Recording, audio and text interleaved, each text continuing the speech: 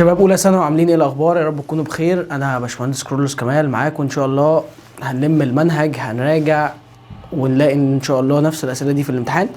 فركز معايا في كل سؤال عشان تبقى فاهم فكره السؤال وايه اللي ممكن يجي لك تاني على حاجه زي كده. يلا مع بعض كده نبدا في اول سؤال. اول سؤال جايب لي ترينجل ده اهو، بيقول لي ده 4 وده 9. قال لي يا مستر انت كنت قايل لي على حاجه مهمه جدا، لو هما بارل لبعض فكنت بتقول الحته دي على الحته دي كلها هي الحته دي على الحته دي كلها هي الحته دي على الحته دي كلها.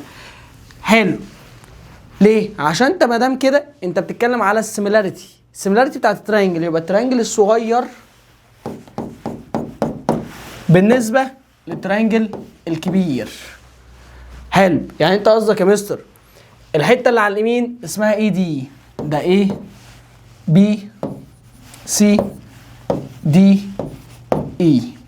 قال حلو، يعني انت قصدك ان ال AD على ال AB هي ال AE على ال AC هي ال ED على ال BC.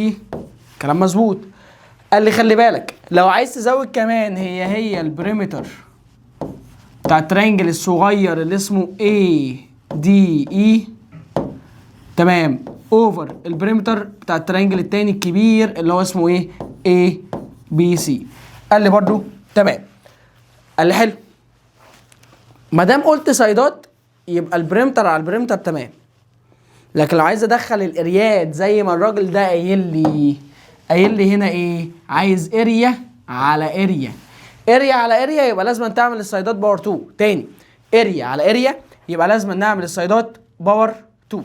قال لي حلو، بص كده،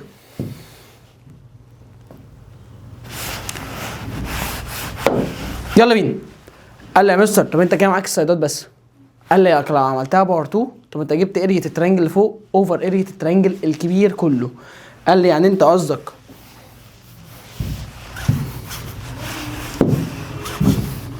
ثانية واحدة نمسح الكلام ده. قلنا AD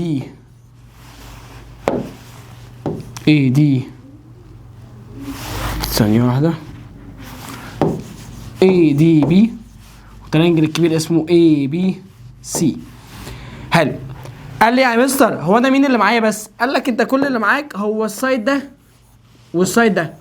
يعني انت قصدك ان ال AD على ال CB بس لو اتعاملوا باور 2 هما ارية الترينجل الصغير اللي هو اسمه ADB اوفر ارية الترينجل الكبير اسمه ايه؟ ABC. قال حلو، هو انا معايا ده بكام؟ قال لك انت معاك ده ب4 يبقى 4 على 9 بس باور 2. 4 على 9 باور 2 يعني 36 اوفر 16 اوفر 81. هي ارية الترينجل الصغير اوفر ارية الترينجل الكبير. قال لي يا مستر بص انا عايزك بس ايه تفهمني حاجه. انت كده قلت لي ارية الترينجل الكبير الصغير بالنسبه لارية الترينجل الكبير كام تو كام؟ 16 اوفر 81. قال لي يا مستر بص انا عايزك توضح لي حاجه مهمه قوي بقى، ايه بنفرق كده ايه عشان نفهم. يعني يا مستر انت قصدك تقول لي ان ارية الترينجل ده 16 وارية الترينجل الكبير كله على بعض 81؟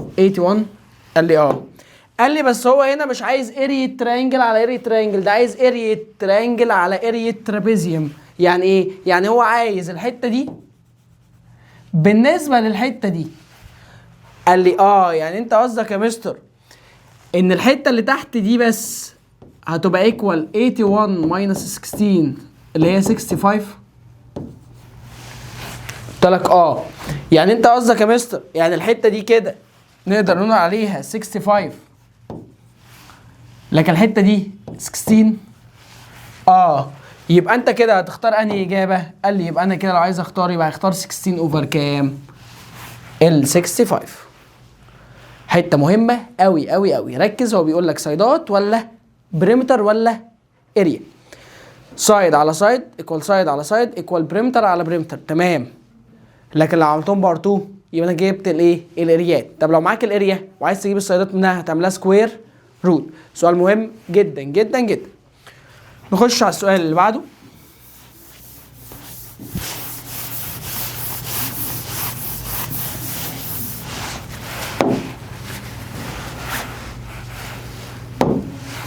السؤال اللي بعده بيقول لي الكونجيجيت. قلنا الكونجيجيت يبقى انا بعكس الساين اللي جنب الاي، يعني هي لو بوزيتيف تبقى نيجاتيف. قال يا مستر بس الراجل ده خبيث، وخلي بالك هنا الراجل قايل لك في 3 بلس اي بار 2 مضروبه في اي. قال لي مثلا انا قلت لك الكالكليتور على طول بتخليني اعمل الكومبلكس. ازاي؟ بتعمل على الكالكليتور حاجه اسمها مود كومبلكس، داخل الكالكليتور مود كومبلكس، وتروح كاتب لها ده، تقول له 3 بلس اي اللي هي زرار الانج بار 2، كل ده بار 2 مضروبه في اي. قال لك لو انت ركزت معايا كده هتطلع لك ان الاجابه نيجاتيف 6 بلس 8 اي. قال لي هنا في كالكليتور اهي، لا دي مش شغال. خلاص يا جماعه بلاش ايه نستخدم الكالكليتور. جو تو، لا خلاص مش عايزين كل ده. نو يس حلو خلاص، احنا معانا الكالكليتور بتاعنا جابتنا ايه جميله حلوه جدا. قال حلو، لو انت بصيت على ده وجيت تجيب له الاجابه هتطلع معاك نيجاتيف 6 بلس 8 اي. طب يا مستر انت قلت لي ايه؟ انا قلت لك كلمه واحده، لو عايز الكونجيجيت اعكس الساين اللي جنب الاي. هي الاي هنا الرقم اللي جنبها ده بالايه؟ بالبوزيتيف. قال لي يبقى انا لو عايز اجيب الكونجيجيت هيبقى نيجاتيف 6 ماينس 8 اي. فين الاجابه دي؟ قال لي الاجابه دي نيجاتيف 6 ماينس 8 اي، اللي هي الاجابه الجميله دي. قلت له يا مستر طب اسالك سؤال، هي دي هي اللي انت كاتبها؟ قلت لك عادي، هو بدلهم ببعض، بس اهم حاجه ان الساين في الاخر زي ايه؟ زي ما هي. يبقى هنا 16 اوفر اول واحده 16 اوفر 65، لكن دي نيجاتيف 8 ماينس 6 واي. السؤال اللي بعده، يلا مع بعض بقى نشوف المساله الثالثه. هنا دي مساله سيركل، فمساله السيركل الجميله كانت بتقول لي ايه؟ كان عندي كذا اوبشن منها. ادي السيركل اهي، وده تنجنت. طبعا يعني ايه هنرسمها كده جميله حلوه جدا. ادي بي وادي ايه، لا نرسمها تاني يا جماعه. ايه المنظر ده؟ ادي سيركل اهي، وادي اهو كده جميله. دي وادي سي وادي ايه وادي بي، ادي 8 وادي 4. قال حلو، ركز كده. انت كل اللي طالبه منك حاجه واحده، ايه هي؟ عايز تجيب لي السيركمفرنس. قال لي الراجل ده خبيث قوي في اسئلته، عايز يجيب الايه؟ السيركمفرنس. قال حلو، لو عايز تجيب السيركمفرنس يبقى انت عايز تجيب الراديوس. حلو جدا. طب يا مستر انا عندي هنا رول بتقول لي ايه؟ بتقول لي ان ده بار 2 هو الحته دي في الحته دي كلها. قال لي يعني انت قصدك ان ال 8 بار 2 دي هتبقى ايكوال 4 تايمز كام كلها؟ قلت لك اعتبر دي كلها باكس. قال حلو، يبقى دي كلها 4 بلس اكس. حلو جدا، يبقى 4 تايمز 4 بلس اكس. لو هتحل دي 8 بار 2 يعني 64 ايكوال 4 باي 4 يعني 16 بلس 4 اكس. ودي دي الناحيه الثانيه، يبقى 4 اكس ايكوال 64 ماينس 16. بعد كده عايز اجيب الاكس بس عشان مره واحده كده نحسبها بالايه؟ بالكالكليتور. مره واحده هجيب الاكس، فالاكس هتطلع ب 64 ماينس 16 اوفر 4 يبقى 12. يبقى الاكس كلها طلعت ب 12. يعني دي بكام بس؟ قال لي دي ب6، ودي بكام بس؟ ب6. ليه؟ اصل دي كلها طلعت بكام؟ ب 12. قال لي حلو، هو عايز ايه في الاخر؟ السيركمفرنس. طب هو السيركمفرنس ايكوال ايه؟ قال لي ايكوال امسك نفسك 2 باي ار. طب ما انت كده الار انت جبتها خلاص ب 6، يبقى السيركمفرنس equal 2 باي ار، يعني 2 في 6 باي، يبقى اللي جاي كام في الاخر؟ 12 ايه باي. يبقى انا اجي اختار هنا كام؟ 12 باي. اسئله جميله ولذيذه، بس ركز عشان الكلام ده مش هتعرف تعمله غير لو انت فاهم كويس جدا. السؤال اللي بعده سؤال رقم 5 ولا سؤال رقم كام؟ 1 2 3. سؤال رقم 4. نمسح عم الكلام ده.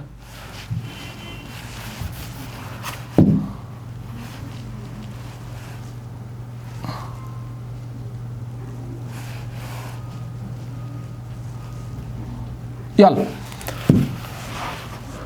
بيقول لي x بار 2 minus 5x plus 6 smaller than 0 فين؟ عايز يعرف انهي انترفال هنا مين صح ومين غلط. طبعا الدرس ده بيلخبط الناس كلها. قلنا احنا اول حاجه بنعمل في حاجه زي كده ان انت بتحدد انت هتشتغل على انهي جزء. قال لي انا كده عايز الكلام اللي اصغر من الزيرو اور ايكوال، يبقى انا عايز كده النيجاتيف والايكوال للزيرو. قال لي بعد كده بعمل على الكالكليتور الشكل ده بساويه بالزيرو اللي هو بيتعمل اكنه مود 5 كام؟ مود 5 3. لو عملت مود 5 3 يبقى طلعت الاجابه معاك 1 نيجاتيف 5 6. هتكتب على الكالكليتور تطلع معاك الاكس الاولى ب3 والاكس الثانيه ب2. قال لي يبقى انا هرسم نمبر لاين احط عليه الرقمين 2 و3. انت عارف ان ده الانفينيتي وده نيجاتيف انفينيتي.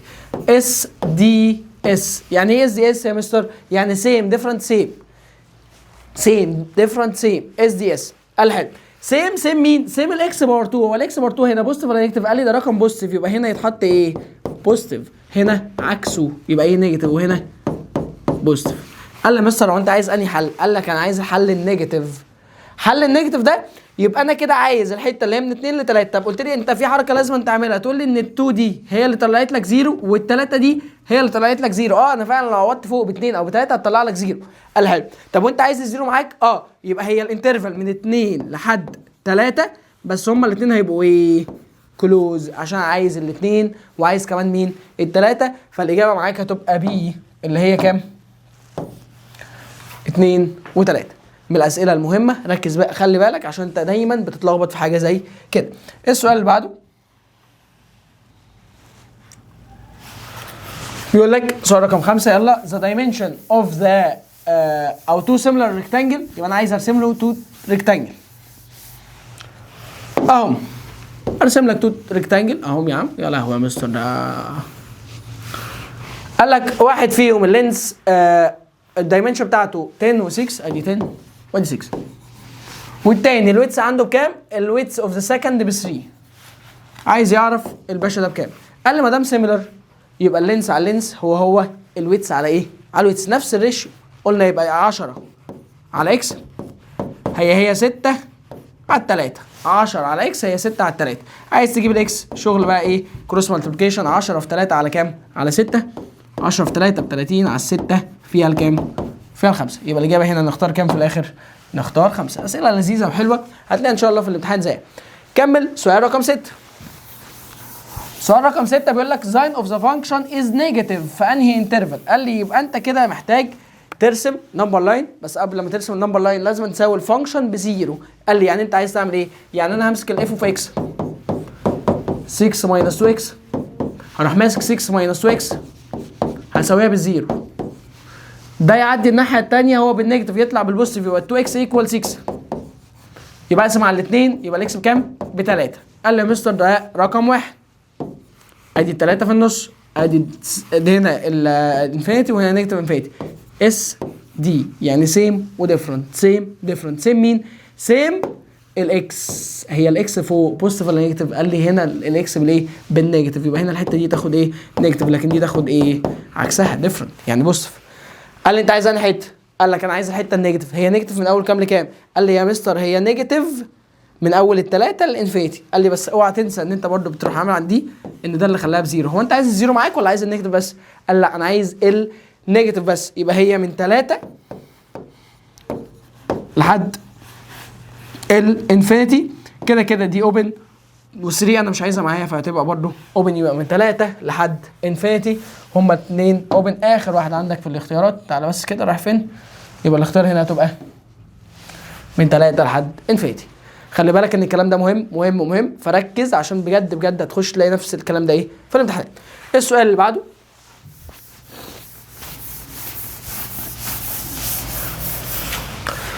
two similar parameters the ratio between the lengths of the corresponding 3 to 4 perimeter of احنا قلنا الريشيو ما بين السايدات هي نفس الريشيو ما بين البريمتر. فانا هنا بيقول لي ان عندك تو بيلجونز الريشيو ما بين السايد الاولاني على السايد الثاني بالنسبه لده 3 على 4. قال لي حلو، البريمتر بتاع الصغير 15، يبقى البريمتر بتاع الكبير بكام؟ قال لي طب يا مستر ما هي نفس الريشيو ما بين البريمتر الاولاني على البريمتر الثاني. طب يا مستر هو مين الكبير؟ قال لي ده الكبير وده الايه؟ الصغير. طب ما نفس الفكره، يبقى ده الصغير وده الكبير. يعني كام على كام؟ قال لك انت البريمتر بتاع الصغير بكام؟ قال البريمتر بتاع الصغير 15، يبقى ده 15 على حاجه انا ما اعرفهاش، هي نفس الريشيو كام على كام؟ 3 على 4. لو عايز اجيب الاكس يبقى 15 في 4 على كام؟ على 3. 60 على 3 فيها الكام في الاخر؟ فيها ال 20. دي كده البريمتر بتاع الترينجل الصغير اللي هي الاجابه كام؟ اللي هي الاجابه 20. بقى السؤال اللي بعده اسئله دايما بتتكرر وحلوه جدا، خلي بالك عشان الاسئله دي مهمه جدا جدا جدا. ايه هي؟ الرينج. هنا بيسالني على الرينج. قلنا الرينج على طول بناخد الفانكشن، ناخد بص كده، انت عندك اف اوف اكس ايكوال اي اكس ساين بي سيتا. كنا نقول لك على طول الرينج خد الرقم ده مره بص مره نيجاتيف في انترفال كلوز دايما. حلو. مين ده؟ قال لك ده الماكسيمم. مين ده؟ ده المينيمم. في حاجه اسمها البيريود بتاعت الفانكشن، كنا بنقول لك الرول بتاعتها على طول 2 باي على ابسوليوت البي. مين البي؟ اللي هو الرقم اللي ايه هنا. طب بالنسبه اللي عندي انا عايز الرينج، انا عايز الرينج، يبقى قلنا على طول هناخد الرقم ده مره بوزيتيف مره نيجاتيف جوه انترفال. يبقى من كام لكام؟ سوري احنا هنا هنكتب الاول النيجاتيف عشان دايما في الانترفال نكتب الرقم الصغير الاول، يبقى من نيجاتيف ايه لايه، وطبعا كده هتبقى متشقلبه، يبقى ده المينيمم وده الايه الماكسيمم. هنا كده ده كده هيبقى المينيمم وده هيبقى الماكسيمم. طبعا يعني انت المفروض فاهم خلاص ان الرقم بالنيجاتيف هو ده مينيمم والرقم بالبوزيتيف يبقى ده ايه الماكسيمم. طبعا الاجابه عندي هنا تبقى من 2 لحد نيجاتيف او من نيجاتيف 2 لحد 2، بس هما الاثنين ايه اوبن مش سوري كلوز مش اوبن. يبقى الاجابه بي من نيجاتيف 2 لحد 2. تاني طبعا في ناس لو قال لك كلمه ماكسيمم على طول بتاخد ال3، لا انت الماكسيمم ده بتجيبه من الرينج، والرينج ده اللي هو الرقم ده مره نيجاتيف مره بوزيتيف، الصغير هو الماكس المينيمم والكبير هو الايه الماكسيمم. السؤال اللي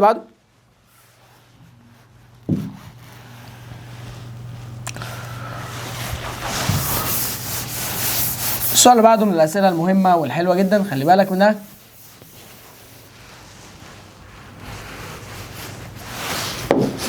يلا بينا. السؤال هنا بيقول لي ده برل فاحنا قلنا لو هم برل كذا برل يبقى مين على شمال هو مين على شمال. يعني انت قصدك يا مستر؟ قصدي يعني كي على مين على 3 هي ال6 على 2 كي. اديها حته كروس مالتيبليكيشن، طبعا في ناس بتعملها شيفت سولف برضو كله صح. يبقى 3 في 6 هي كي في 2 كي. 3 في 6 ب 18. 2 كي في كي يبقى 2 كي باور 2 مش 3 كي. شايفك اللي قلت 3 كي. ده بالتايمز اروح بالديفايدد يبقى كي باور 2 ايكوال 9، يبقى كي بس ايكوال سكوير روت ال 9 اللي هي كام في الاخر؟ ب3. يبقى الاجابه بتاعت الكي كام في الاخر؟ 3. باقي الاسئله يلا. من الاسئله المهمه جدا السؤال اللي فوق اللي هو اول سؤال في الصفحه الثانيه، سؤال رقم 10، بيقول لك ايه؟ انا بقول لك دلوقتي ركز عشان الكلام اللي هتقوله دلوقتي ده حاجه مهمه جدا جدا جدا. ايه هو؟ بيقول لك if the two roots of the equation are different real. طب تعالى فكرك. قال لي كان عندي حاجه اسمها الديسكريلمنت بي باور 2 ماينس 4 اي سي، كان ليه 3 احتمالات، يبقى هو اكبر من الزيرو، يا اما قد الزيرو، يا اما هو اصغر من ايه؟ من الزيرو. قال لك لو هو اكبر من الزيرو يبقى هما كده في 2 ريل وديفرنت. لو هو قد الزيرو يبقى 1 ريل بس ايكوال. خلي بالك ممكن هنا بدل ما يكتب لك 1 الراجل ده بيبقى خبيث شويه يقول لك 2 ريل ايكوال. ما 2 ريل ايكوال يعني هما الاثنين حاجه واحده، يعني احنا اكننا بنقول ان هو روت واحد. اصغر من الزيرو يبقى هو كده في 2 بس كومبلكس اللي هما بالاي وديفرنت برضه. فخلي بالك انت هنا قلت لي ايه؟ ديفرنت ريل، يبقى لازم الديسكريلمنت اللي هو بتاع ده ايكوال تو اكبر من ايه؟ من الزيرو. قال لي بس خلاص يبقى انا هشتغل على الكلام ده. قال لي يبقى انت دلوقتي لو كتبت هنا، قال لي هي الايه بكام يا مستر؟ قلت لك الايه هو الرقم اللي جنب الاكس بار 2 اللي هو كام عندك؟ 1، والبي اللي هو كام؟ 7، والكي اللي هو كام؟ سوري، والسي اللي هو مين؟ اللي هو الكي اللي هو الرقم الاخير ده اللي هو من غير حرف. يبقى الاكس باور 2 اللي جنبها ده الايه؟ الاكس بس، اللي جنبها ده البي، الحرف بس هو ده مين؟ هو ده السي. قال لي يا مستر ما دام هو قال لك ديفرنت ريل يبقى انا كده البي باور 2 ماينس 4 اي سي لازم يبقى اكبر من ايه؟ من الزيرو. يلا عوض. 7 باور 2 ماينس 4 في الايه؟ في الكي لازم يبقى اكبر من ايه؟ من الزيرو. 7 باور 2 يعني 49 ماينس 4 في ال1 4 في الكي يبقى 4K ماينس 4K اكبر من الزيرو. قال لي ودي ده الناحيه الثانيه يا مستر، يبقى ال 49 اكبر من ال 4K. يبقى ال 49 ده بالتايمز هيروح بالديفايدد، يبقى 49 اوفر 4 اكبر من الكي. يبقى لو حسبت 49 اوفر 4 تطلع معاك ان الكي اصغر من 12 وربع. يا لهوي يا مستر، الكي اصغر من 12 وربع. حلو، يبقى انت لازما اي رقم تختاره ينفع يتحط للكي اصغر من 12 وربع. قال لي حلو، بس الراجل ده خبيث، والراجل ده في الامتحان ممكن ما يحطلكش خط كده تحت كلمه كان نوت. اوبا، في كلمه هنا مهمه جدا اسمها ايه؟ كان نوت. كان نوت يبقى ما تنفعش، يبقى ما ينفعش تختارها. يبقى انت هتختار اي رقم اكبر من كام؟ من 12 وربع. فين اكبر رقم هنا، او مين الرقم اللي اكبر من 12 وربع؟ طبعا هي الاجابه كام؟ باينه جدا، 15. هقول لك على حاجه، لو انت عايز تتاكد بالكالكليتور هتمسك تعمل كالكليتور مود 53 وتحط الكي مكانها مره 11 مره 10 مره 7، هتلاقيهم كلهم طلعوا لك اجابه واحده.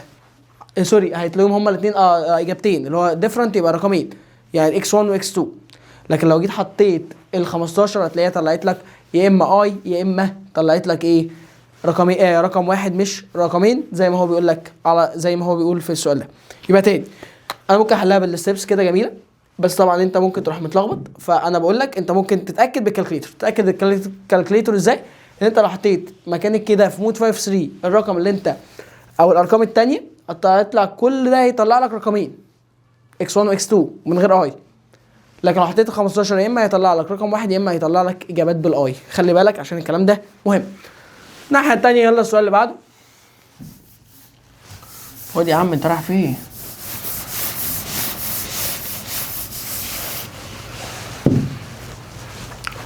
السؤال ده من الاسئله الحلوه الجميله السهله جدا اللي انا عايزك تركز فيها. احنا قلنا لو خدت بالك، لو انا كانوا بارلل تمام، ما كانوش بارلل برضو تمام، كده كده هعرف حل. يعني هعرف حل. هو عايز ايه في الاخر؟ عايز البي دي. قال لي بس مثلا انت كنت قايل لي على معلومه حلوه قوي، لو هم بارلل حته على حته من نفس الناحيه. لكن لو هم مش بارلل يبقى الحته دي على الحته دي كلها هي الحته دي على الحته دي كلها. قال لي يعني انت قصدك الاي دي على الاي سي هي مين؟ الاي اي على الاي بي. قال لي حلو. مستر الاي دي بكام؟ قال لك الاي دي ب6. الاي سي كلها بكام؟ اي سي كلها بكام؟ بكام يا معلم؟ 7 و5 كام؟ 12. ولا اوعى تقول 5 بس او 7 بس، انت هتجمعهم على ايه؟ على بعض. قال لي حلو. بتساوي اي اللي هي كام؟ 7 على مين؟ على الاي بي انا ما اعرفهاش. اديها واحده كروس مالتيبليكيشن يبقى 7 في 12 على 6. اهو الناس اللي مش عارفه الاي بي جت ازاي، احنا قلنا كروس مالتيبليكيشن يبقى 7 في 12 على 6 تطلع الاجابه بكام في الاخر؟ 14. يبقى الاي بي ده كله على بعض طلع لك ب 14. قال لي طب ما حلو، يبقى لو الحته اللي تحت عايزها هتقول لي يبقى 14 ناقص 6 اللي هي بكام في الاخر؟ ب 8. فين الاجابه اللي عندك اللي هي 8؟ اهي يا معلم. يبقى الاجابه بكام في الاخر؟ 8. ممكن نصغر بس بثانيه. هوب حلو كده.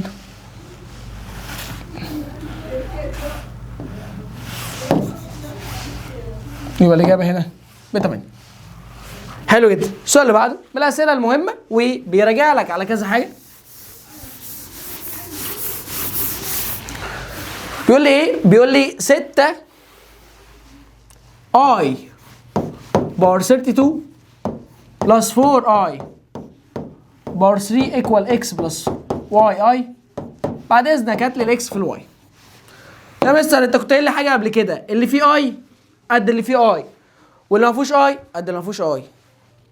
قال لي بس انت لو خدت بالك هما الاثنين هنا فيهم ايه؟ هما الاثنين فيهم اي. يا لهوي هما الاثنين فيهم اي. قال لي بس ايه ده مستر 32؟ قال لي انت قلت لي لو الاي دي كانت باور اي رقم، انت بتاخد الباور ده تروح قسمه على 4 وتبتدي تشوف احتمالاتك. قلنا في 4 احتمالات. ايه ال4 احتمالات دولت؟ ما يتبقاش حاجه، يعني يتبقى رقم على بقى، يعني 4 مثلا او سيبك من 4 عشان ما حدش يتلخبط، يتبقى لك 10 بس مفيش بوينت حاجه. يا اما يتبقى لي 10 مثلا مش لازم 10 اي رقم بوينت مثلا 5، يا اما يتبقى لك 10.25، يا اما يتبقى لك 10.75. يعني من الاخر يا اما الباقي هيبقى مفيش، يا اما 0.5 0.25 0.75. قال لي مستر هو لو ما اتبقاش حاجه، قال لك لو ما اتبقاش حاجه يبقى على طول الاي دي كانت ب1. لو اتبقى 0.5 يبقى الاجابه دي نيجاتيف 1. لو اتبقى 0.25 يبقى الاجابه دي باي. لو اتبقى 75 يبقى الاجابه دي بنيجاتيف اي. حلو. قال لي يعني انت يا مستر انا دلوقتي محتاج منك حاجه واحده، محتاج منك اللي انت تقسم الباور اللي فوق على 4 فهتبقى 32 اوفر 4. يعني بكام يا مستر؟ ب 8. هو اتبقى حاجه؟ قال لي ما اتبقاش حاجه. يبقى الاجابه كام كده؟ 1. يعني الاي دي هتشال وحطها كده كام؟ 1 يعني اتشالت. يعني اتبقى كام بس؟ 6. مستر اقسم لي الاي الثلاثه دي على 4. قال لي هتطلع معاك 0.75. ما انت قلت لي لو هي 0.75 يبقى دي اكنها كانت بكام؟ بنيجاتيف اي. قال لي حلو، يعني الاي باور 3 تحط كده كام؟ نيجاتيف اي، فدي تبقى نيجاتيف 4 اي هي اكس بلس واي. قال لي ايوه ده اللي انا كنت بحبه، اللي هو ايه؟ الرقم اللي ما فيهوش اي مع الرقم اللي ما فيهوش اي، والرقم اللي فيه اي خلي بالك اوعى تنسى يا مستر، الرقم اللي فيه اي اللي هو نيجاتيف 4 كلها مع الواي اي كلها. يعني انت قصدك ان الاكس ب 6 والواي بكام؟ بنيجاتيف 4 يبقى الاكس في الواي 6 تايم نيجاتيف 4 اللي هي نيجاتيف كام؟ نيجاتيف 24 موجوده؟ يا نهار ابيض على الجمال، موجوده يا معلم. قال لي خش على بعده اللي هو مين؟ اللي بعده اللي هو اكليديان حبيبنا هنعمل كده اختراع برضه اختراع. لا طب ما على طول كان اسهل يعني. يبقى احنا كده ايه في حته جميله ماشي. ده اكليديان. كنا نقول ان اكليديان بعرفه منين؟ بيبقى اوله رايت انجل ونهايته رايت انجل. هرجعه لك بسرعه. لو كنت عايز السايد ده يبقى تحت الروت الحته القريبه في الحته كلها. حلو. لو كنت عايز الحته دي يبقى الحته القريبه في الحته كلها تحت الروت. طب لو عايز الحته دي يا مستر، قال لي يبقى الحته دي في الحته دي تحت الروت. او كان ايه الرول الثانيه بتاعته؟ كان يقول لك يبقى الحته دي في الحته دي على الحته دي كلها. قال لي حلو، انا دلوقتي عايز ده ومعايا الحته دي ومعايا الحته دي. قال لي يعني انت قصدك ان الاكس بلس 2 دي هي عباره عن روت الحته اللي هي 16 في 9 ودي اكس بلس 2. يعني هي عباره عن 16 تايمز 9. لو مسكت الكالكليتر روت 16 تايمز 9 تطلع معاك ب 12. يعني انت يا مستر قصدك ان الاكس بلس 2 ايكوال 12. ده بالبلس هيعدي الناحيه الثانيه بالتايمز، يبقى الاكس بكام في الاخر؟ سوري، ده بالبلس هيعدي الناحيه الثانيه بالماينس، يبقى الاجابه كام في الاخر؟ 10. يبقى الاجابه كام هنا في الاخر؟ 10. فين 10؟ الموضوع صدقني مش صعب، الموضوع بس عايز تركيز وحل كتير. قال لي ركز معايا يلا عشان نخش على اللي بعده. ال and m are two roots of the equation. السؤال ده مهم جدا، ركز فيه. قدامك طريقتين، طريقة الكالكليتر وانا ما بحبهاش، يا طريقة الدماغ الحلو. قال لي هو يعني ايه ال والام التو روتس بتاعت الايكويشن دي؟ هات لي كذا. قال لي يعني انت لو حطيت ال مكان الاكس المفروض تطلع الاجابه، ولو حطيت الام مكان الاكس المفروض تطلع برضو الايه؟ الاجابه. قال لي يعني انت قصدك يا مستر اكس بار 2 ماينس 2 اكس بلس 3 ايكوال 0. يعني انت قصدك لو حطيت الام مكان كل اكس المفروض الاجابه تطلع؟ اقول لك ما هي المفروض دي الروتس بتاعتها. يعني انت لو عملت روت 5 3 المفروض ال والام دلوقتي رقمين يعني، فالمفروض يطلعوا لك. ايوه لو حطيت الاكس مكان الرقم المفروض تطلع الاجابه صح اللي هي بتيكوال 0 في الاخر. قال لي خلاص انا هعمل اللي انت هتقول لي، يبقى ام بار 2 ماينس 2 اكس بلس 3 سوري ما حطينا مكان الاكس ام سوري. قال لي يا مستر يا نهار ابيض، بص هناك بص هناك بص هناك، ام بار 2 ماينس 2 ام. ايوه طب في هنا كام؟ 7. وانت اللي عندك كام يا مستر؟ 3. قال لي طب بقول لك ايه، تعرف تخلي 3 دي 7؟ قال لي ازود عليها 4. زود عليها 4 بس تبقى عبيط لو ما زودتش الناحيه الثانيه 4 عشان مش هينفع ازود هنا حاجه ما زودهاش الناحيه الثانيه، اصل هي مش مسالتي، مش حاططها من جيب انا فاخد انت 4 وانا ايه يا عم، لازم زي ما هعمل حاجه يمين هعمل حاجه ايه؟ شمال. قال لي يعني انت قصدك يا مستر لو زودت هنا 4 يبقى لازم تزود الناحيه الثانيه 4؟ مش الناحيه الثانيه يا عم، هنا يعني. ايوه احنا كده كنا هنزود فعلا الناحيه الثانيه 4 اهو ماشي. يبقى نزود هنا كام فعلا؟ 4. قال لي تصدق صح؟ قال لي يعني دي بقت خلاص عباره عن ام بار 2 ماينس 2 ام 3 بلس 4 يبقى 7. ايكوال كام في الاخر؟ ايه ده يا مستر؟ يبقى ام بار 2 ماينس 2 ام بلس 7 ايكوال كام؟ 4. 4 شقلباظات وحركات. طبعا انت بقى عايز ايه؟ تقول لي قول لي على الطريقه بتاعت الكالكوليتر. اعمل مود 5 3 حط مكان اكس 1 نيجاتيف 2 3 هيطلع لك الاجابه 1 بلس روت 2 اي. خد الاجابه دي عوض بيها هناك، شيل الام. ده الام، ده الام يا عم، ده الام او براحتك، ده الام. احسب يلا، حط الرقم ده بس دخل الكالكوليتر على الكومبلكس، يبقى ده بار 2 ماينس 2 تايمز الرقم ده بلس 7 هتلاقي لك الاجابه كام في الاخر؟ 4. اللي بعده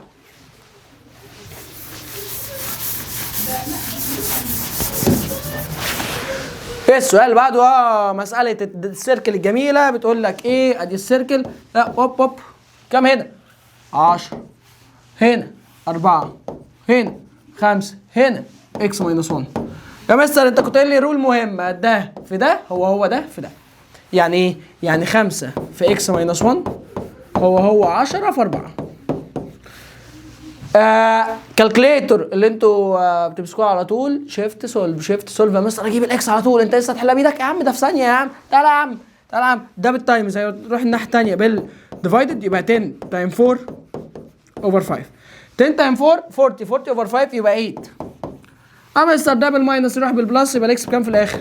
ب 10. او ماي جاد فين ال 10؟ يا لهوي ايه الحلاوه دي؟ ايه ده امسح يا عم اطلع فوق.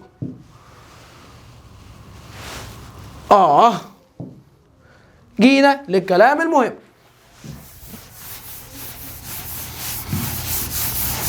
يا مستر يعني انا ممكن اخش الاقي الكلام ده موجود في الامتحان؟ ده ممكن بنفس الارقام. انا قلت لك هتخش الامتحان وانت معاك الامتحان. تمام؟ تمام. يلا بينا. قال لي ده بيقول لي ايه؟ مالتيبليكيتيف. اوبا. مالتيبليكيتيف يا عم انت. يا عايزين نكتب. بقى.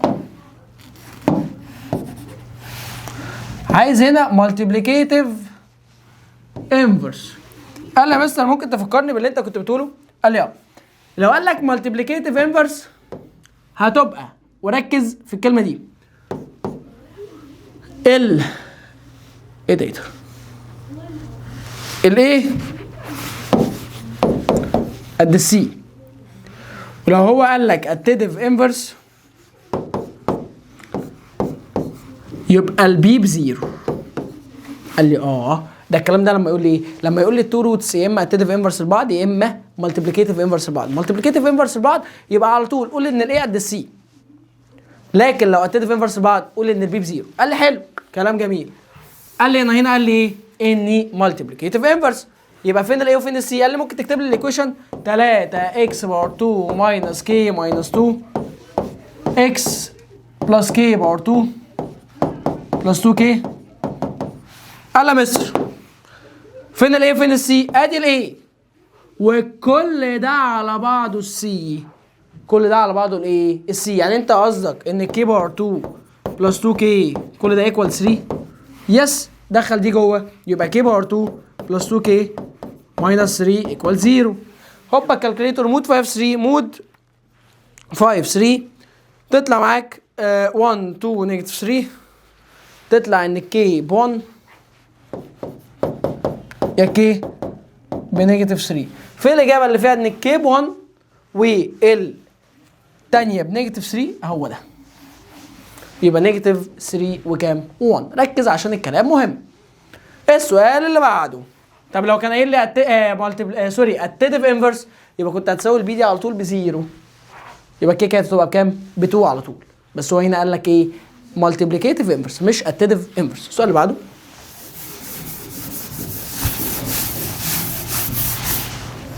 هوبا بتيجوا منين؟ إيه؟ عايز يعرف الانجل دي موجوده في انهي كواد. قال لي نيجاتيف 11 باي على 6. قال لي مثلا انت قلت لي على طول في الشكل ده هحط الباي على طول دي ب 180. يعني دي هتبقى نيجاتيف 11 ملتبلاي 180 على 6. بالكالكليتور تقريبا تطلع معاك 330 بس بالنيجاتيف. نيجاتيف 330. مستر الانجل دي كده صغيره عشان بالنيجاتيف. كنا عشان هي لو صغيره بنعملها ايه؟ كنا نزود عليها 360. طب لو هي كانت كبيره كنا بننقص عليها 360 عشان لازم الانجل تبقى من كام لكام؟ من 0 لحد 360. اي رقم في النص. طب يا مستر لو طلعت 0 او 90 او 180 او 270 او 360 دي اسمها ايه؟ كوادراتنت انجل. كوادراتنت انجل يعني دي مش موجوده في اي كواد، دي حاجات مكونه الكواد. لكن اي رقم تاني نبتدي نشوف. قال لي حلو. يبقى انا همسك الرقم ده اعمل له بلس 160 تطلع معاك ب 30. يبقى دي موجوده فعلا في انهي كواد؟ قال لي في الفيرست كواد. قال لي طب ممكن تفكرني بسرعه كده بالكوادات؟ قال لك حلو يلا. الكوادات اللي عندك اهي، ده الاول ده الثاني ده الثالث ده الرابع. هنا 0 90 180 270 و 360. هنا الانجل من الزيرو لحد ال 90. هنا الانجل طبعا مفيش حاجه اسمها نيجاتيف زيرو عشان بس ايه محدش يتلخبط. ده الايه الشاشه بس بتكتب الكلام. والزيرو اكبر من هنا السيتا اكبر من 90 بس اقل من 180. وهنا اكبر من ال 180 بس اصغر من 270. وهنا السيتا اكبر من 270 بس اصغر من ال 300 كام؟ 60. فانا كانت الانجل عندي 30 ده يعني مكان الزيرو لحد الايه؟ ال 90. وهي في الفيرست ايه؟ كواد. السؤال اللي بعده بيقول لك tan 3x او 3 الفا ايكوال كوتان. كنا نقول لو التان قد الكوتان الساين قد الكوزاين السك قد الكوسيك ده معناه ان الباشا ده بلس الباشا ده ايكوال كام؟ ايكوال 90. يعني 3 الفا بلس 6 الفا كل ده ايكوال كام في الاخر؟ 90. 3 و6 يعني 9 الفا ايكوال 90. ده بالتايمز هيروح بالديفايدد يبقى 90 على 9 لو جاب 10. مش دي الاجابه، بيقول لك طب احسب لي بقى كوساين 6 تايمز 10 اللي هي 6 الفا. يعني كوساين 6 تطلع بكام في الاخر؟ تطلع ب هاف. دي كده تطلع معاك هي كوساين 60 اللي هي بكام في الاخر؟ هاف. اسئله جميله وحلوه خلي بالك منها.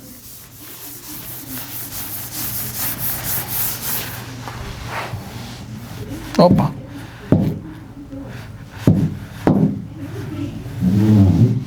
يلا نشوف بقى الاسئله الجميله. ركز كده بقى عشان ده كده ايه الانتيريور والاكستيريور بايسيكتور. الكلام ده مهم. ارسم لك مساله تانية اهو اهو اهو اهو سي دي بي 15 6 8 هنا هنا هنا. قال لي مستر هو الراجل ده طالب ايه في الاخر؟ قال لك طالب منك البي دي كلها. قال لي بص انت قلت لي لو هو اكستيريور زي كده يعني النجمتين بره او النقطتين بره، فكنت بتقول لي انا هاخد التراينجل اللي جنبه. كنا نقول ايه فيه؟ كنا نقول ان السايد ده على السايد ده كلها على اللي ما جتش جنبها. مين الترانجل اللي ما جتش جنبه؟ هو ده. كلها على اللي ما جتش جنبها. اللي ما جتش جنبها كترانجل من هنا. يعني انت قصدك ايه يا مستر؟ يعني 8 على 6 هي البي دي كلها على 15. يبقى البي دي كروس مالتيبليكيشن يعني 15 في 8 على 6. 15 في 8 على 6 15 في 8 على 6 تطلع معاك ب 20. يبقى البي دي كلها على بعض تديني كام؟ تديني 20. اسئله جميله ومهمه خلي بالك منها عشان الكلام ده مهم جدا جدا. السؤال اللي بعده بايسيكتور بس انتيريور.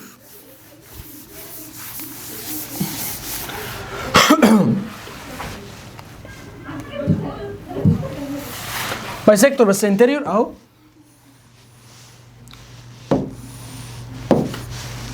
دي بي اي سي نجمة 10 وادي 5 وادي 4. قال لي بس لو هو انتيريور كنا نقول يمينك على شمالك هو انا بدأت منين؟ يمين قلنا قلنا ايه؟ يمين على شمال يبقى يمين على شمال. يعني ايه؟ يعني البي سي يمينك على شمالك اللي هو الناحية التانية كام؟ 10. هو الأربعة اللي أنا بدأت بيها هنا هي اللي هبدأ بيها من تحت. 4 على كام؟ على 5. يبقى 4 في 10 على كام؟ 5. يبقى البي سي 4 في 10 على 5 يعني 40 على 5 فيها كام؟ 8. يبقى البي سي ب 8. قال لي بس هو مش طالب البي سي. ده راجل ايه خبيث. ركز بقى عشان الحتة دي ايه مهمة جدا. اطلع لفوق شوية. قال لي يا مستر البي سي ب 8. طبعا في ناس بتروح جاريه ومختار الاجابه اهي 8. ايوه ولا ده طالب ايه؟ قال لي ده طالب البايسيكتور. طالب الايه؟ البايسيكتور. في البايسيكتور اللي هو في النص. كنت بقول لك لو عايز البايسيكتور روت ايه؟ الاثنين دولت في بعض ماينس الاثنين دولت في بعض. انت خلاص دي عرفتها ان هي ب 8. يبقى ال 8 في ال 10 ناقص 4 في 5. 8 في 10 ناقص 4 في 5 تحت الروت. خلي بالك دايما بختار الاثنين الكبار الاول. عشان ايه؟ علشان لو عملت الاثنين الصغيرين في الاول الكالكوليتر هتقول لك ايه يا معلم؟ ماس ايرور. عشان كده الاجابه هتطلع معاك بكام؟ 2 روت 15. ركز عشان الكلام مهم. ركز عشان الكلام مهم. ما تختارش اي اجابه وخلاص. اقرا السؤال اللي هو عايزه. هو عايز السي دي اللي هو البايسيكتور يبقى ايه؟ روت ده في بعض ماينس ده في بعض. دايما قلنا بنبدا بمين؟ بالكبير الاول. يلا اللي بعده. ساين. عايزين نكبر الخط شويه.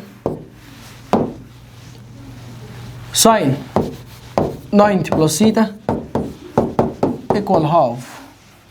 يبقى السيتا دي بكام؟ قال لي يا مستر انت كنت قايل لي ان في حاجات حلوه وفي حاجات ايه وحشه. قال لي كبر كبر كبر، حاجات حلوه وحاجات وحشه. قال لك اه. قال لي مين الحلوين؟ قال لك ال 90 دي وحشه وال 270 دي وحشه، اخس عليكي. لكن مين الحلوين؟ دولت وحشين، كنا بنقول عليهم زملكاويه. لكن دولت ال 360 وال 180 دولت حلوين. ليه؟ اهلاويه. ماشي. 90 وال 270 دول وحشين عشان بيخلوا لي الساين تبقى كوزاين والتان تبقى كوتان والسك تبقى كوسك. حلو حلو، هما الزملكاويه دايما كده. ماشي. لكن الناحيه التانيه حلوين ليه؟ قال لي علشان بيسيبوا الناس في حالهم. يعني لو هي ساين فتفضل ساين، ولو هي كوزاين هتفضل كوزاين، ولو هي سك اي حاجه بقى سك تفضل سك، وكوسك تفضل كوسك، والكوتان تفضل تان، وكوتان كوتان والتان تان. قال لي حلو. قال لي مستر ماشي. طب يعني انت قصدك يعني 90 بلس سيتا دي هتعمل ايه؟ هتشطب بس هتخليك الساين دي ايه؟ كوزاين عشان هي وحشه زملكاويه. السلام عليك. قال لي يعني دي بقت ايه؟ كوزاين سيتا. قال لي يا مستر فوق كده وركز، انت لازم كنت تقول لي هي دي اصلا بتاعت انهي كواد. قال لي 90 بلس سيتا دي كواد التاني، وكان عندنا استيك رول اي اول اس يعني الساين وي ال الساين ومين؟ الساين وكوسيك، وي تي تان وكوتان، والسي كوزاين وي سك. دولت البوست في كل كواد اكتبهم لك دلوقتي. بس 90 بلس سيتا دي في انهي كواد؟ كواد التاني.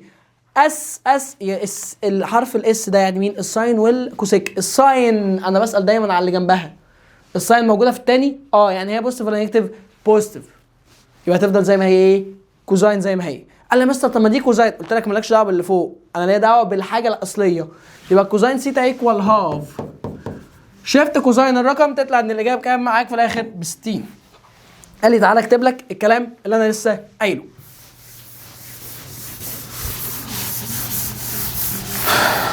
بيقول لك ايه؟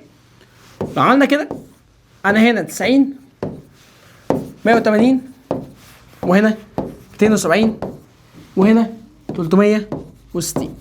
انا هنا قبل يبقى ماينس، انا هنا بعد يبقى بلس، او هنا السيتا ذات نفسها ماليش دعوه بيها. هنا قبل ال 180 يبقى ماينس، بعد ال 180 يبقى بلس، قبل ال 270 يبقى ماينس، بعد 270 يبقى بلس، قبل 360 يبقى ماينس. يبقى انت كده عرفت ان كل كواد هو ترتيبه بالطريقه دي. قال لي يا مستر طب ايه استيك رول؟ هنا قلنا اول كلهم بوزيتيف، هنا الساين والكوسيك، وهنا الكوتان والتان، وهنا الايه وايه؟ الكوزاين والسك. دولت مين يا مستر؟ دولت البوزيتيف في كل كواد. يعني عشان كده لما قلت لك 90 بلس سيتا قلت لي انا في الكواد الثاني والساين فيه بوزيتيف، يبقى هتفضل زي ايه؟ زي ما هي مش تتغير. قال حلو. السؤال اللي بعده قال لك ده سؤال لازم تكون عارفه، ان الانتيريور والاكستيريور بتاع البايسيكتور بتاع اي ترينجل لازم يكونوا ايه على بعض؟ بيربنديكولار على بعض. حلو. The length of the arc of the diameter ده سؤال مباشر جدا، ده بيتكلم على الارك. كان عندي كده رول بتقول لك ال فوق ار سيتا راد. حلو. كمل معايا كده. The length of the arc of the its diameter 12. السيركل دي الدايمتر بتاعها ب 12. قال لي مثلا انت هنا عايز الراديوس، يبقى على طول هنا الراديوس ب 6 يا مستر. حلو. اوبزيت اسنترال انجل الباي اللي هي السيتا راد، والراجل هنا طيب ليه؟ عشان خليها لي بالراد. انا ممكن كنت اخليها بالديجري، فانت لازم تروح تحولها للراد. طب يا مستر ايه القانون اللي بيخليني احول من الديجري للراد؟ اكس ديجري على 180 هي السيتا راد على باي. فهتحط الاكس ديجري وانت هتكون عايز سيتا راد، يبقى ده في ده على ده، يبقى الرقم في باي على 180 كده حولتها لايه؟ لراد. قال لي بس هي هنا جاهزه، انا عايز على طول الار. يلا عايز الار يبقى ده في ده على طول. يعني انت قصدك 6 في باي على 3 ده كده ال، يبقى كام الاجابه؟ 2 باي. السؤال اللي بعده من الاسئله المهمه قوي السؤال اللي جاي ده، سؤال 24 خلي بالك مهم جدا.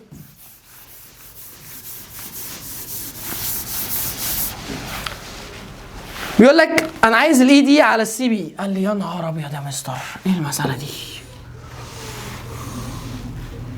اوبا اديها حتى زد، اوبا اوبا اديها هنا بايسكتور، واديها هنا سي بي دي اي بوم بوم بوم بوم بوم. قايل لي ارقام يا مستر، ما هو لازم ياخدني، ما يحطليش ارقام على الرسمه بس هيحط لي ارقام في السؤال، فانت لازم تقرا السؤال. بيقول لك ان البي سي ب6 اي سي ب9، يبقى هو عايز يعرف الاي دي على السي بي. قال يا مستر بص خليه معاك لحد الاخر. ايه هو؟ قال لي ده بايسكتور. تصدق صح يا مستر؟ ده بايسكتور فعلا. فين؟ ما قال لك اهو النجمتين اهم. فلو كده يميني على شمالي هو ميني على شمالي. يعني انت قصدك توصل لايه؟ ان البي سي على الاي سي هو البي دي على، اكتب يا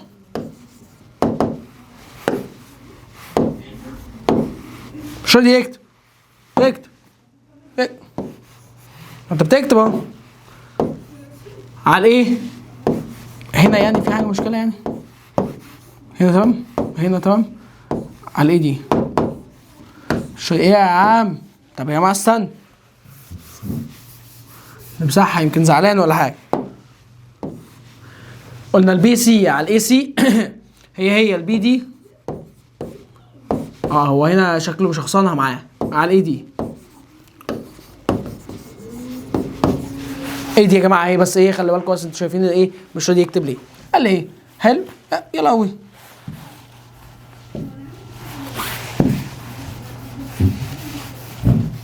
يا لهوي ايه ده يا مستر؟ ثانيه واحده عشان ايه شوف بس هو مشخصنها ليه. يبقى هي بي دي على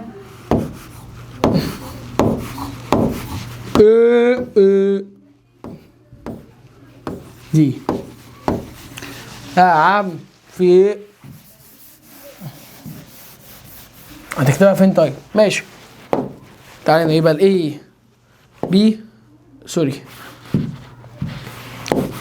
بي سي على الاي سي هي البي دي على الاي دي. الحمد لله كده الحمد لله. الحمد لله. يلا يا مستر هي البي سي بكام؟ قال لي البي سي دي انا ممكن اشيلها واحط مكانها 6 والاي سي بكام؟ ب9 يعني هي 6 على 9. حلو. طب هي البي دي معاك يا مستر؟ قال لي لا. طب هي الاي دي معاك يا مستر؟ قال لي برضه لا. قال لي طب بص انا كده استخدمت الايه؟ البايسكتور. ان احنا قلنا ده على ده هو ده على ده. طب امال 6 على 9 لو عايز تعملها سمبلفاي على الاثنين او على الثلاثه او على الثلاثه يبقى 2 على 3. قال لي حلو. بص كده بقى افهم الحته اللي انا هعملها دلوقتي. قال لي امال انت يا مستر لو اشتغلت على البارلل لاين كنت هتقول ايه؟ قال لي بص بقى لو انا اشتغلت على البارلل لاين وركز على اللي هيحصل دلوقتي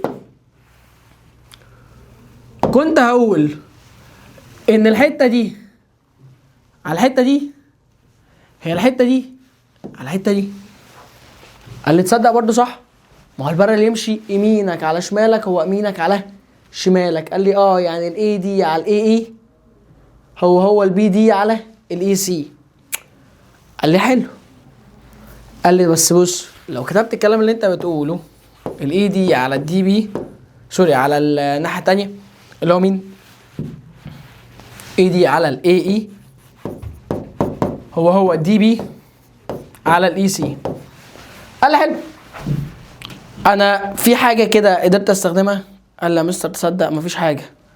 ليه؟ انت عايز البي دي على الاي دي. طب انت كده معكش البي دي على الاي دي. قال لي بس خلاص طب انا ممكن استخدم الحاجه الثانيه. ايه هي؟ قال لي ارجع رجع ده وده. خلاص انا برضو ممكن اشتغل على ان الحته دي يا مستر على الحته دي هي الحته دي على الحته دي. قال لي تصدق صح؟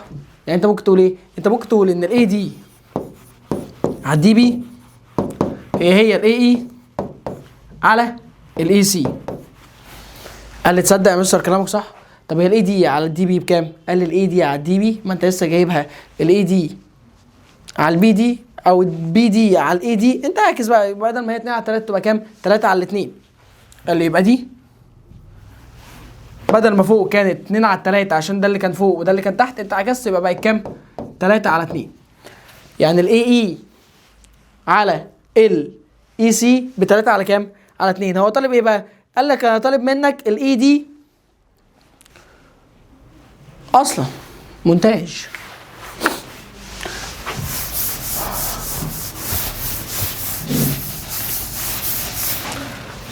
هنعيد المسألة رقم 24 دي تاني من الأول. يلا السؤال ده مع بعض. قال لي السؤال ده مهم جدا يا مستر ليه؟ أصل هو شغال فيه بحاجتين، بارل وانتريور، اللي هو البايسكتور والانتريور. قال لي حلو، ركز بقى يلا. ده أهو وهنا نجمة، هنا نجمة، وهنا بي، وهنا سي، وهنا دي، وإي، وإي. قال لي حلو جدا. يلا حطيت لي الارقام في المساله. قال لي البي سي ب 6، البي سي ب 6، والاي سي ب 9. مثلا انت لو كنت هتقول البايسكتور كنت هتقول ايه؟ يميني على شمالي هو يميني على شمالي.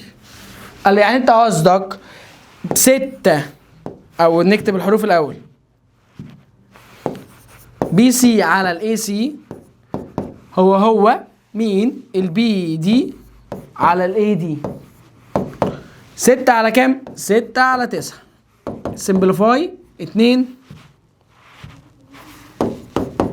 على 3. قال لي حلو، ده مين على مين؟ قال لك ده كده انت جبت لي ان البي سي على الاي سي وهي كمان البي دي على الاي دي. قال لي طب يا مستر نكمل كده مع بعض يلا. قال لي انا بقى طالب منك ايه؟ قال لك انا طالب منك الاي دي على السي بي. مستر خليني افكرك بحاجه، او انا اقول لك على حاجه بقى تخلي بالك منها. مستر لو هنا الراجل ده طلب حاجه رخمه، طالب الصيدات بتاعه البارل. قلت لك لو قال لك صيدات البارل يبقى انت كده ما قدامكش غير حاجه واحده، ايه هي؟ لازم تشتغل على السيميلاريتي. ايه؟ هو طالب حاجات البارل. انا لو هشتغل على الريشيو بتاعه البارل، يمين على شمال ويمين على شمال وده على، مش هتلاقي الصيدات بتاعه البارل ظهرت. لكن عشان تظهر معاك صيدات البارل يبقى انت لازم تشتغل على السيميلاريتي، اللي هي ايه يا مستر؟ يعني انت لازم تشتغل يا معلم ان ده على ده كله هو ده على ده كله. طب يا مستر هو انا معايا الاي دي والدي بي؟ قال لك ما انا قلت لك الريش بتاعتهم كام تو كام؟ 2 على 3. يعني انت قصدك يا مستر ان انا اشيل البي دي ده وممكن احط كده 3؟ قال لك ممكن اشيل الاي دي، سوري البي دي 2، سوري البي دي ب 2. طب والاي دي بكام؟ ب 3. قال لي تصدق صح. يعني انت لو عايز تجيب اي دي على الاي بي كلها عشان تقول قصادها هي الاي دي على البي سي. ليه يا مستر عملت كده؟ عشان اشتغل سيميلاريتي، ترينجل صغير مع ترينجل كبير. اي دي اللي هي ب3 على الاي بي كلها اللي هي 2 و3 كام؟ 5. هي الاي دي اللي انا مش معايا على البي سي اللي انت عايز الريشيو دي على بعض، اللي هي الاي دي على البي سي. 3 على كام في الاخر يا معلم؟ 3 على 5. سؤال مهم مهم مهم، هعيده تاني بسرعه. اول حاجه اشتغلنا على البايسكتور، يمين على شمال هو يمين على شمال، جبنا الريشيوهات دي كريشيو. بعد كده قلت لك لو انت عايز الصيدات بتاعت البارل يبقى لازم تشتغل سيميلاريتي، يبقى الترينجل الصغير على الترينجل الكبير هو الحته دي على الحته دي، عشان ده البيز بتاعت الترينجل الصغير وده البيز بتاعت الترينجل الكبير. بعد كده سويت الريشيوهات ببعض في 3 معايا بكام في الاخر؟ 3 على 5. من الاسئله المهمه جدا خلي بالك منها. السؤال اللي بعده سؤال رقم 25 من الاسئله برضو المهمه. بيقول لك ايه؟ بيقول لك انا هنا قايل لك اني في بوينت عندك نيجاتيف 6 0.6 وواي، وفي حاجه اسمها هنا السيركل ايه؟ اليونت سيركل. يونت سيركل دي قلت لك عليها مهمه جدا. يونت سيركل دي يبقى انت عندك رول هتظهر لك ان الاكس باور 2 بلس الواي باور 2 ايكوال 1. قال لي حلو مستر مش ده الاكس وده الواي؟ وده الكوزاين وده مين؟ الساين. قال لي يعني انت قصدك اول حاجه تعملها ايه؟ نيجاتيف 0.6 باور 2 بلس واي باور 2 ايكوال 1. تحسب ده وتوديه الناحيه الثانيه على طول بالماينس، يبقى الواي باور 2 ايكوال 1 ماينس الرقم اللي هيطلع لك من ده باور 2 تطلع معاك 1 ماينس 0.6 تطلع معاك واي باور 2 ايكوال 16 اوفر 25. لو عايز اشيل باور 2 بعمل سكوير روت. لو عايز اعمل باور 2 سوري لو عايز اشيل باور 2 بعمل سكوير روت يبقى الواي ايكوال سكوير روت 16 اوفر 25. دي 24 ليه يا عم؟ 25 ركز يا عم.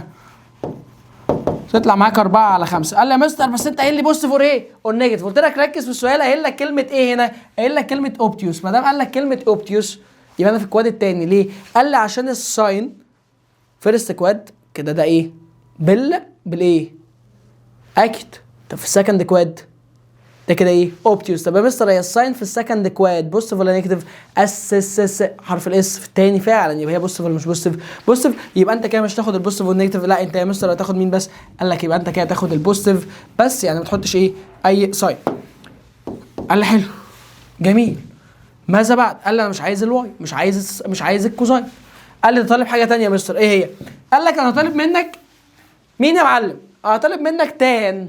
قال لي بس الراجل ده خبيث. قال لك انا مش طالب تان وخلاص انا طالب منك تان 180 ماينس سيتا. ها 180 حلوه ولا وحشه؟ اهلاويه زملكاويه؟ قال لي دي اهلاويه اصيله. ال 180 دي اهلاويه اصيله. 180 يبقى تخلي التان زي ما هي تان تاخد الحرف ده على طول اللي هو سيتا. طب يا مستر هي 180 ماينس 180 ماينس قبل ال 180 يبقى انا في الكواد الثاني. هي التان في الثاني بوزيتيف ولا نيجاتيف؟ تي ده في الثالث لكن هي في الثاني يبقى بالايه؟ بالنيجاتيف. يبقى معلش يا مستر يبقى انت كده قصدك عايز ايه يا مستر؟ قال لي انا عايز كده نيجاتيف تان سيتا. طب هي التان كانت مين على مين؟ ساين على كوزاين. عشان الكوتان تبقى شقلبها على طول يبقى كوزاين على ايه؟ ساين. قال لي يعني انا هنا عايز التان يبقى الساين على الكوزاين. قال لي وانت كده تقدر تقول لي ان البوينت فوق بقت نيجاتيف 0.6 وكام؟ و4 على 5 ان دي كده الكوزاين ودي مين؟ الساين. فلو عايز اجيب التان بس خلي بالك في نيجاتيف في الاول ماشي 4 على 5 ديفايدد 0.6 بالنيجاتيف في نيجاتيف في الاول ده اوفر ده وتاخد النيجاتيف في الاول نيجاتيف 4 اوفر 5 ديفايدد 0.6 تطلع معاك في الاخر 4 على كام؟ على 3. والسؤال ده مهم جدا ليه؟ دخل لي كذا درس مع بعض. تاني انا اول حاجه استخدمت القانون اللي بيقول لي اكس بار 2 بلس واي بار 2 ايكوال 1 اللي هي ساين بار 2 بلس كوزاين بار 2 ايكوال 1. بعد كده جبت الواي خدتها بالبوزيتيف. ليه؟ عشان قال لي اوبتيوس والساين في الكواد الثاني بالبوزيتيف فخدتها بالبوزيتيف بس. بعد كده رحت عملت ايه؟ عوضت في القانون اللي هو بيقول لي عليه تان 180 ماينس سيتا. التان 180 حلوه حلوه تخلي لك التان زي ما هي 180 ماينس يبقى انا في الكواد الثاني يبقى سوري في الكواد الثاني فالتان فيه بالنيجاتيف يبقى حطيت نيجاتيف اولها. التان ايكوال مين على مين؟ ساين على كوزاين. فقسمت الرقم بتاع الواي على رقم الاكس اللي هو كام؟ 4 اوفر 5 ديفايدد نيجاتيف 0.6. اوعى تنسى النيجاتيف اللي في الاول اللي هو قايل لك عليه اللي احنا اشتغلناه وجبناه. نخش يلا على المقالي. ايه يا عم ده؟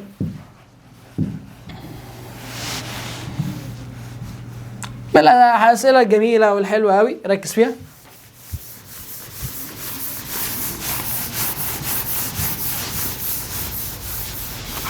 هنلعب هنفضل كل شويه نطلع ايه؟ لاين. يلا بينا.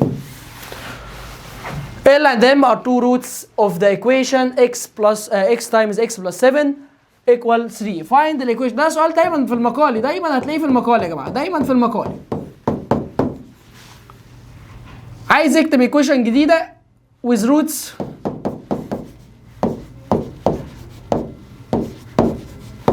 انا قلت لك عشان تحل المساله دي انا بقسمها نصين. نص اسمه نيو ونص اسمه اولد. نيو اولد. النيو والاولد. هي الاولد كده متظبطه؟ قال لي لا. قال لي بس بعد اذنك بقى يبقى الحته دي مش دلوقتي. استنى بس لما تظبط الايه؟ الايكويشن.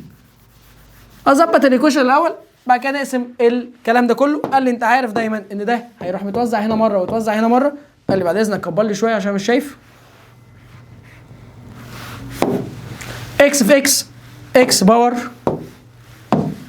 اكس باور 2 بلس 7 اكس. مستر بالمره دخل دي جوه يبقى ماينس 3 ولا ايكوال كام في الاخر؟ 0. قال لي تعمل ايه في الكالكوليتور؟ مود 5 3 تطلع معاك ب 1 7 نيجاتيف 3 تاني اكس احنا كاتبين كام على الكالكوليتر؟ 1 اكس في اكس اكس بار 2 بلس 7 اكس بلس 3. قال لي طبعا ايه مش هعملها بالكالكوليتر، مونتاج. يلا بقى مع بعض نشوف الايساي. السؤال ده زي ده مهم جدا، ان هو يديني ايكويشن وعايز اكتب انا ايكويشن جديده. قال لي حلو، هكتب الايكويشن قدامك اهو، اكس بلس 7 ايكوال 3. هي الروتس بتاعتها ال وام، وانا عايز اكتب ايكويشن جديده with roots ال باور 2 ام وال ام باور 2. قال حلو، قال لي بعد اذنك يبقى انا الاول هظبط مسالتي الاول، بعد كده بقسم المساله جزء نيو وجزء ايه اولد. قال لي حلو يلا نظبط المساله. فانت عارف ان ده تايمز ده مره تايمز ده مره، اكس تايمز اكس اكس باور 2 بلس 7 اكس، ودخل دي جوه يبقى ماينس 3. كل ده ايكوال كام؟ 0. قال لي يا مستر هنا دلوقتي اسم، هنا نيو او العكس مش فارقه، انا عشان تبقى ايه قدامي على طول، دي اولد ودي نيو. مستر هو الاولد انا عايز اجيب ايه؟ عايز اجيب له الصم والايه والبرودكت، عشان الجديده عشان اي ايكويشن بكتبها لازم يكون فيها ايه؟ الصم والبرودكت. قال حلو، بالنسبه للجديد القديمه ال بلس الام كان قانونه ايه؟ قال لي يا مستر نيجاتيف في اوفر ايه. فانا عارف ان هنا ده الايه ده البي ده السي. قال لي يعني انت قصدك هيبقى نيجاتيف 7 اوفر ال1 اللي هو الايه اللي هي بكام في الاخر؟ نيجاتيف 7. طب والال ام اللي هو البرودكت هتبقى سي اوفر ايه.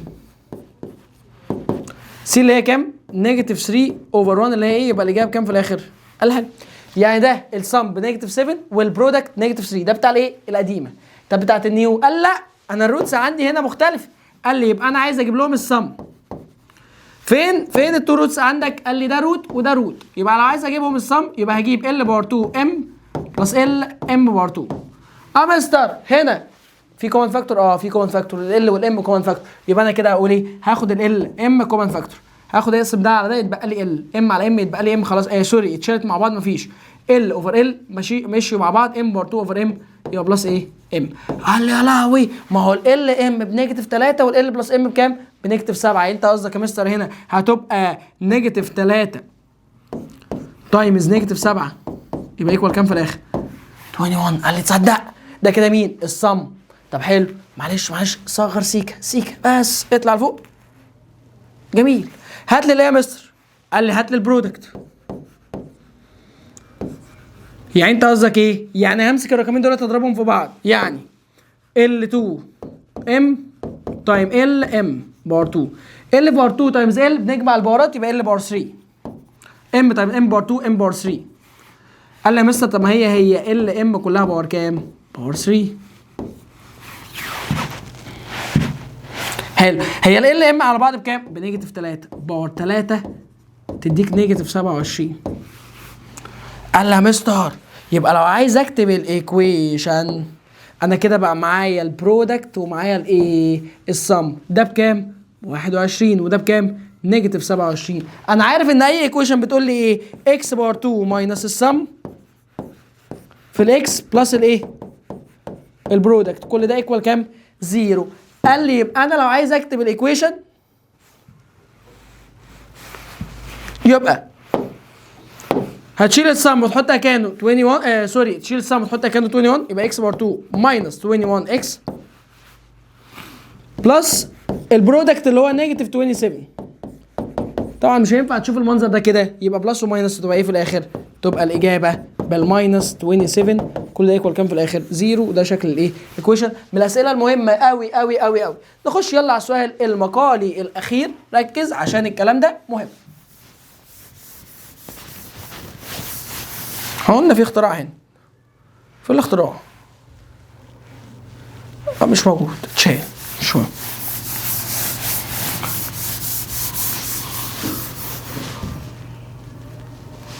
اصلا امسح يا عم، كبر. يلا تعالى هنا، السؤال الاخير مسألتين في بعض، مسألتين في بعض حرفيا، ده مسألتين في بعض. قال لي انا هعمل كده وهاجي اروح اعمل لك كده، نروح عاملين كده. يا عم ده غلط طبعا، امسح يا عم. في ايه؟ هو ده الاختراع اهو.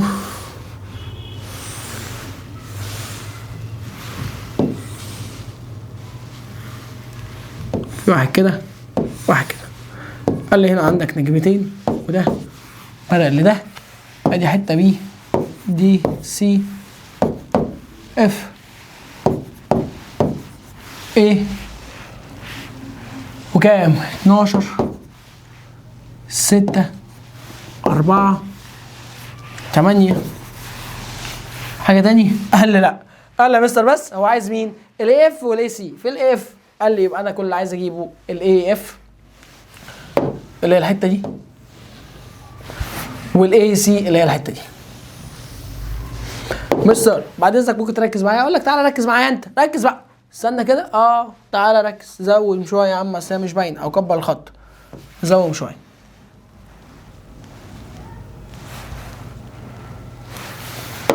ونتقل الخط شويه. بص بقى، هنا مسألتين، مسألة بارل ومسألة بايسكتور. لو انت عايز المسألة البارل يبقى هتقول لي ان الحتة دي غير الخط، الحتة دي على الحتة دي هي دي على دي. قال لي يعني اقدر اقول لك ان الاي اي على الاي بي هي الاي اف على الدي اف. مستر كنت ممكن تقول لي ايه على طول؟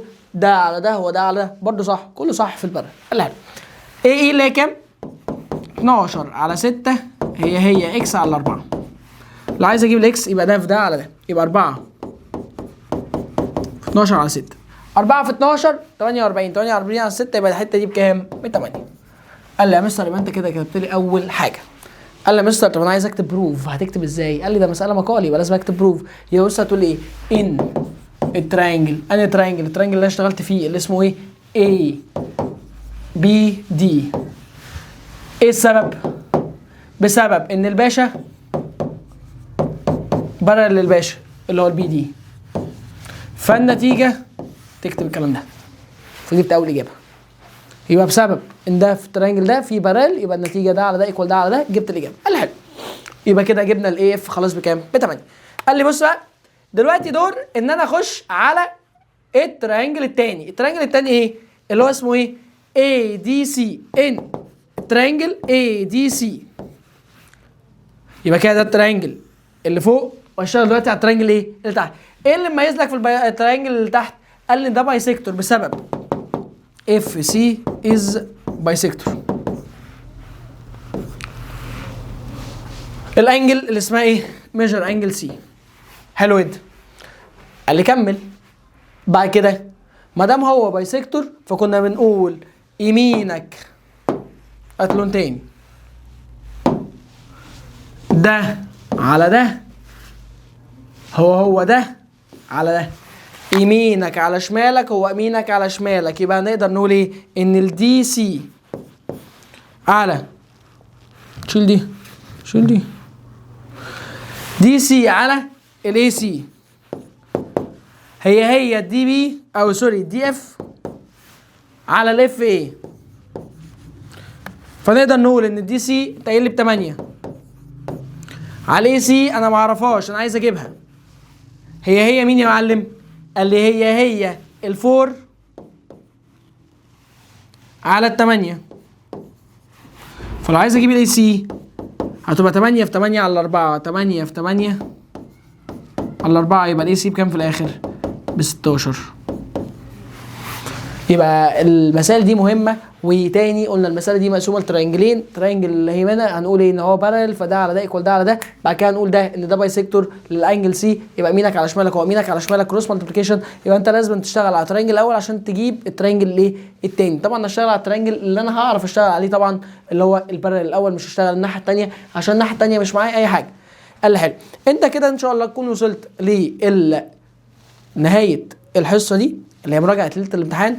وهقول لك على حاجه، ان انت لو ركزت في كل سؤال وكل كلام انا قلته والافكار كلها، صدقني هتخش تلاقي الامتحان بنفس الحاجات وبنفس الارقام. شكرا.